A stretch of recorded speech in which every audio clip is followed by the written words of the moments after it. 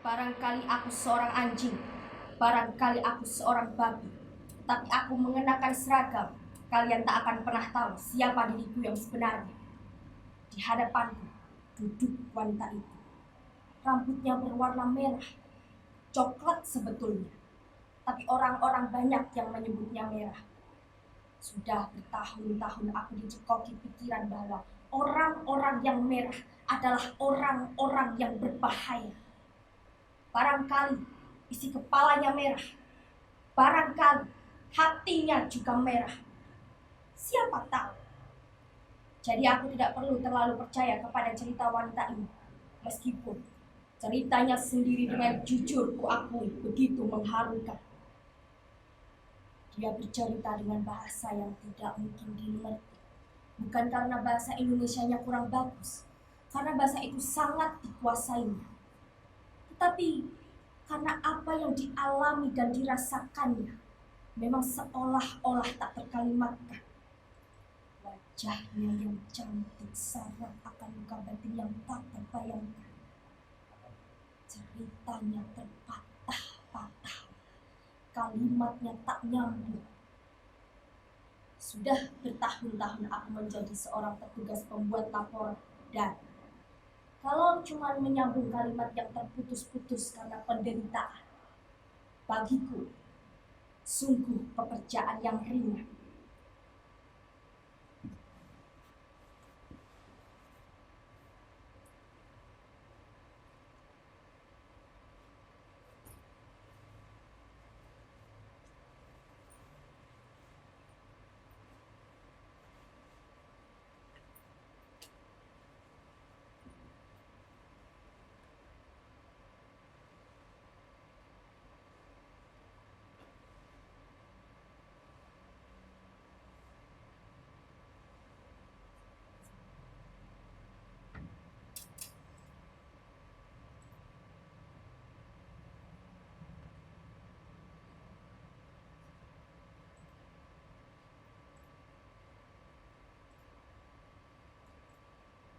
Api sudah berkobar di mana-mana. Ketika mobil BMW melaju di jalan tol, Mama menelpon dan melarangku pulang. Dia bilang, kompleks perumahan sudah dikepung, rumah-rumah tetangga sudah dijarah dan dibakar.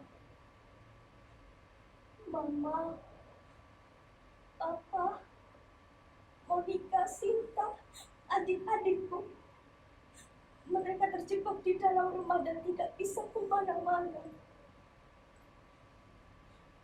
Mama memintaku untuk segera terbang ke Sydney, Hong Kong, atau paling tidak Singapura.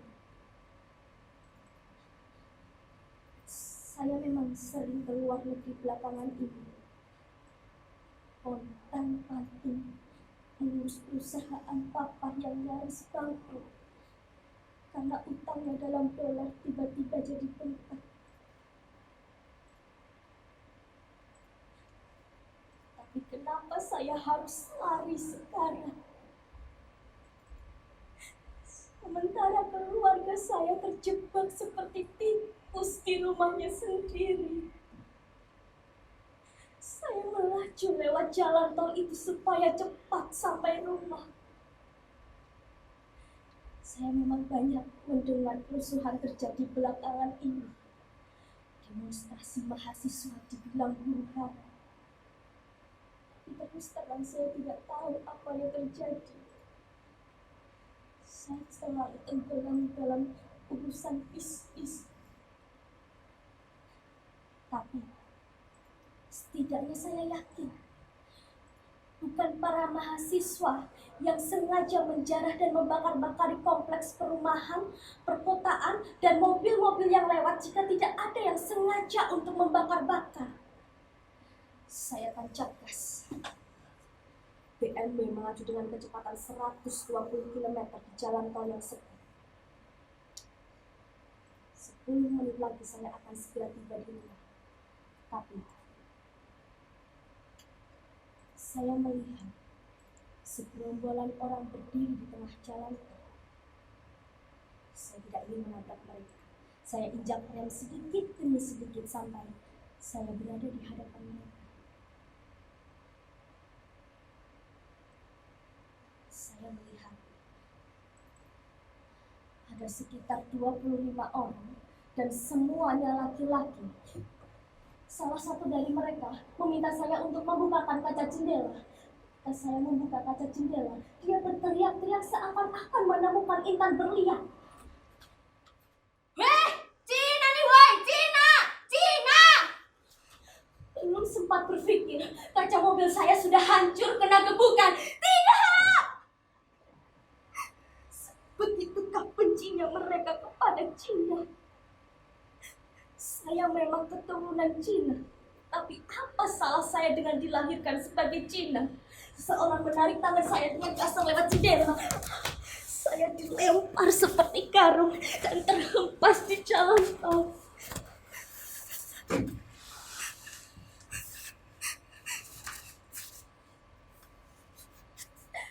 Wede, mata lu sipit gini ngaku-ngaku orang Indonesia. Sipit. Orang tadi melongok ke arah mobil dan membuka-buka laci dashboard. Tas saya diambil dan isinya ditumpahkan ke jalan. Dompet saya diambil. 1 juta rupiah amblas dibagi-bagikan setengah rebutan.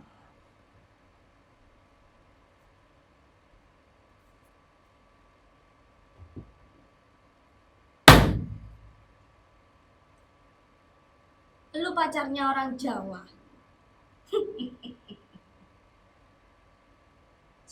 Cina memang sekarang tidak punya agama.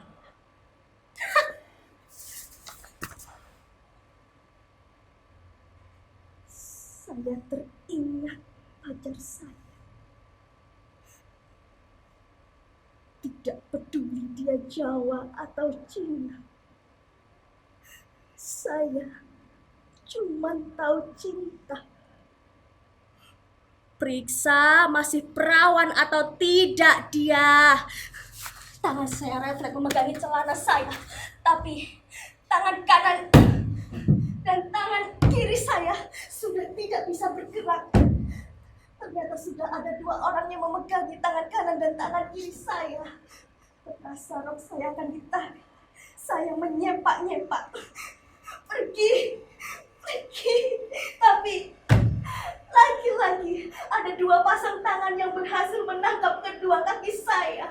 Saya menjerit, tapi mulut saya dibungkam oleh telapak kaki yang berdaki.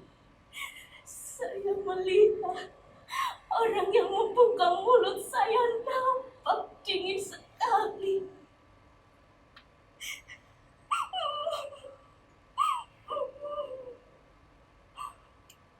Puluh-puluh tahun.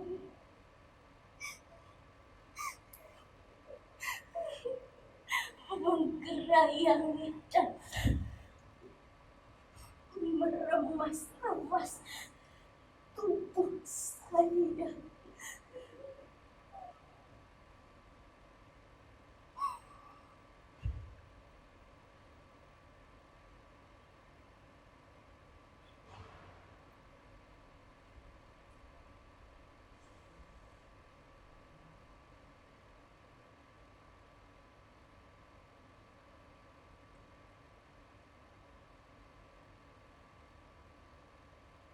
Saya tidak tahu berapa lama saya pingsan. Tapi ketika saya membuka mata, saya melihat mobil BMW sudah terbakar. Tas saya masih berserakan seperti semula. Saya melihat lampu HP saya berkedip-kedip cepat, tanda seseorang meninggalkan pesan.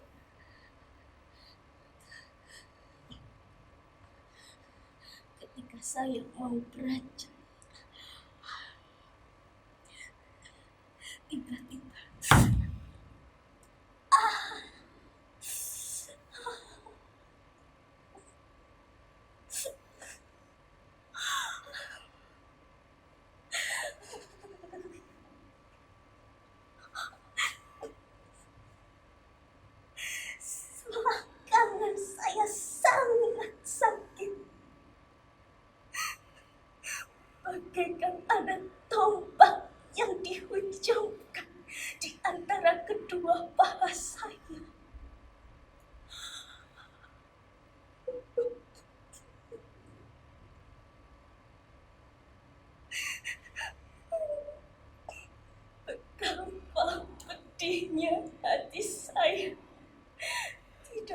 bisa saya ungkapkan. Saya tidak punya bahasa untuk mengungkapkan itu. Saya cuma punya bahasa Inggris dan bahasa Indonesia untuk keperluan bisnis.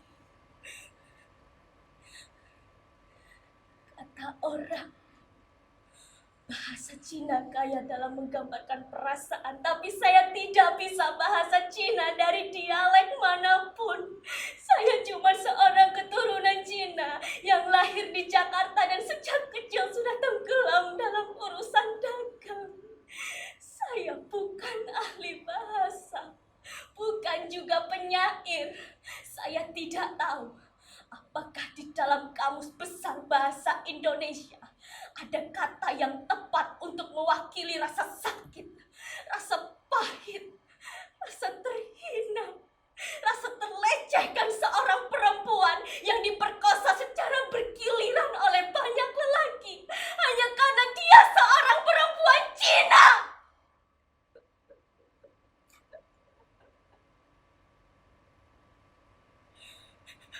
Pacar saya saja begitu hati-hati, bahkan hanya untuk mencium bibir saya.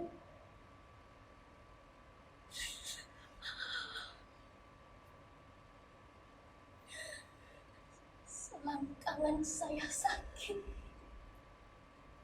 Saya tahu itu akan segera sembuh. Tapi luka hati saya, apakah harus saya bawa sampai mati? Siapakah kiranya yang akan membela nasib kami? Benarkah kami dilahirkan hanya untuk dibenci?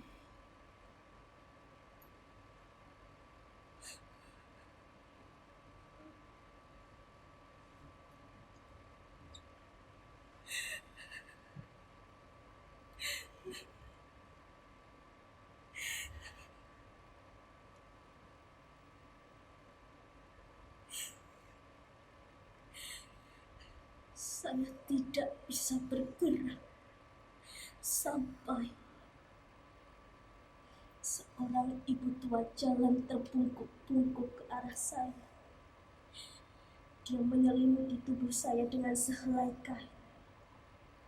Segera saya bungkus tubuh saya dan berjalan tertatih-tatih ke arah isi tas saya yang berserakan.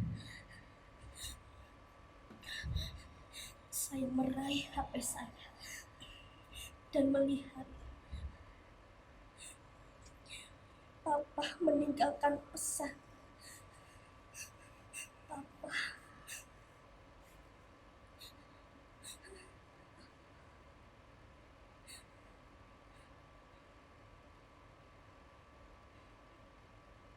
Papa harap kamu sudah berada di Sydney, Hong Kong, atau paling tidak Singapura.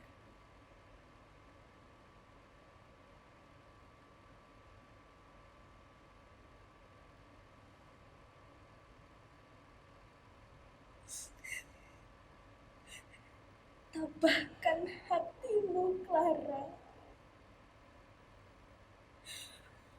Monica, Sinta, adik-adikmu telah dilempar ke dalam api setelah diperkosa.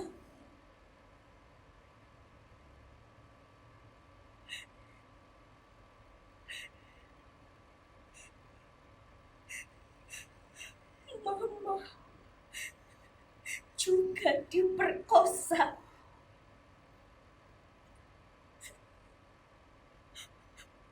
Lantas bunuh diri melompat dari lantai 4.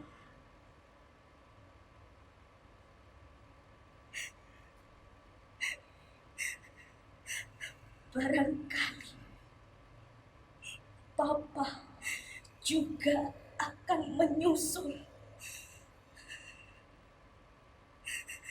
Papa tidak tahu apakah hidup ini masih berguna. Tapi rasanya Papa ingin mati saja.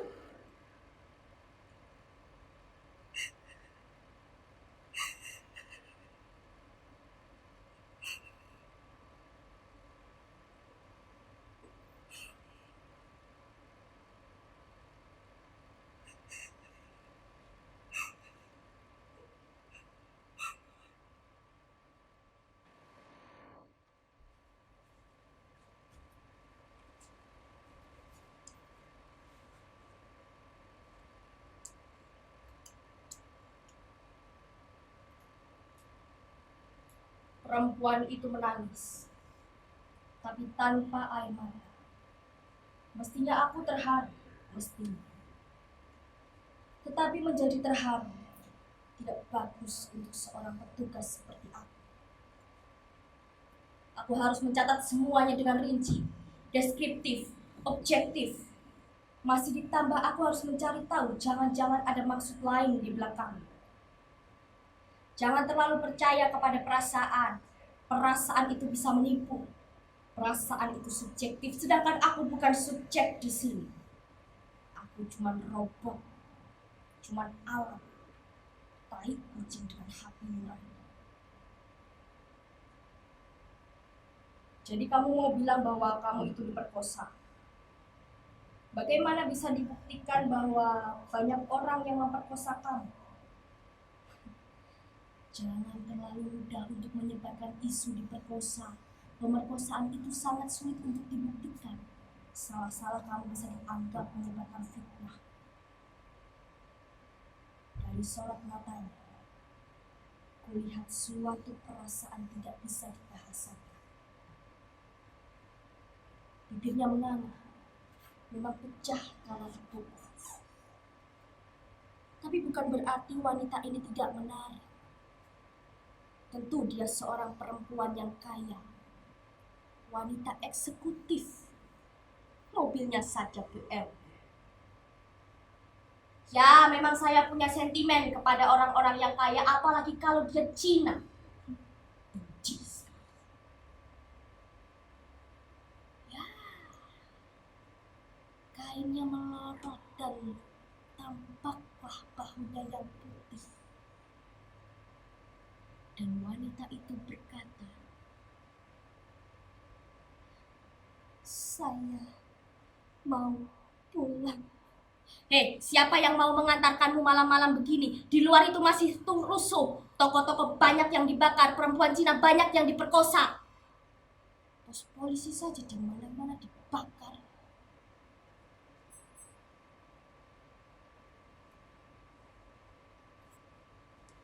Dia melangkah ke sana. Dalam bayang lampu, nampaklah tubuhnya yang neram.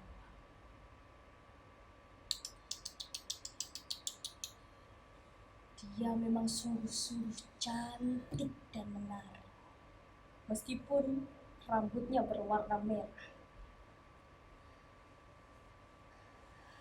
Rasanya aku juga ingin memperkosanya.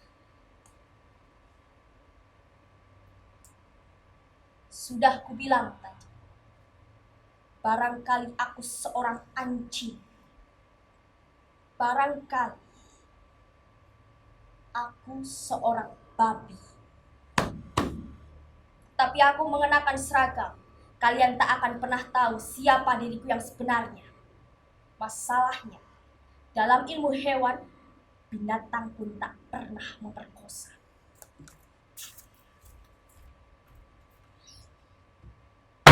Tentu untuk yang satu ini tidak perlu kulaporkan kepada pimpinanku. Hanya kepadamulah aku bisa berbicara dengan jujur, tapi dengan satu catatan. Semua ini rahasia. Jadi, jangan bilang-bilang